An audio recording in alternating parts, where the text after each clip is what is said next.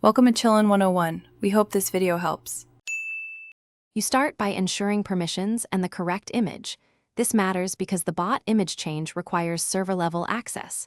Once you have managed server or ownership, open the Dyno dashboard and select the exact server. Make sure the picture is PNG or JPG, under 8 MB, and roughly square to avoid cropping. You do this now because the dashboard won't accept oversized or unsupported files. If the bot isn't authorized, finish that authorization first. Now you navigate inside the Dyno dashboard to the bot settings area where the avatar upload control lives. Click Modules or Bot Settings, find the avatar field, and choose your prepared image. You should see a preview. If it looks off, recrop and re-upload. Once you click Save or Update, Dyno sends the change to Discord. That's why you must confirm a success message. If you don't see immediate change, wait a minute and refresh the guild view in Discord to verify. Finish by refreshing Discord and checking the bot's profile in the server. Avatar changes often take a few seconds to propagate.